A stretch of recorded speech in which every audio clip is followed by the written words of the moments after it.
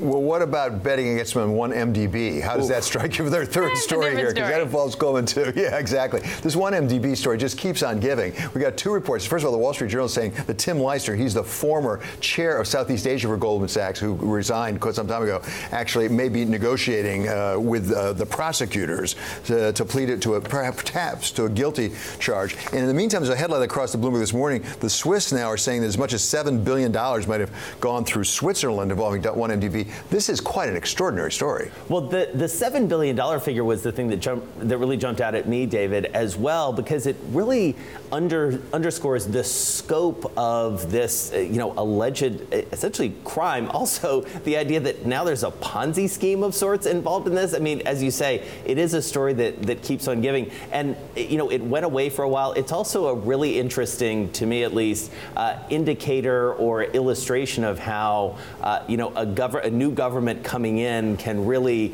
change the way an investigation happens. The former prime minister has been indicted. He's free on bond, I believe. But it's largely being investigated because his rival, who was elected as the prime minister, has really brought this investigation to the fore. It touches a lot of different points of Wall Street. And as you say, Swiss bank accounts, always love to talk about them. Yeah, exactly. But your point is the really powerful one that I'm not sure all this would have come out if there hadn't been a change in regime in Malaysia. Yeah, absolutely. And we'll see where it goes from here. The idea that you have some big name bankers, as you mentioned at the top, involved, certainly feels like there's more to come. Ponzi scheme. He actually used those words, the Swiss Attorney General. Yeah. Ponzi scheme.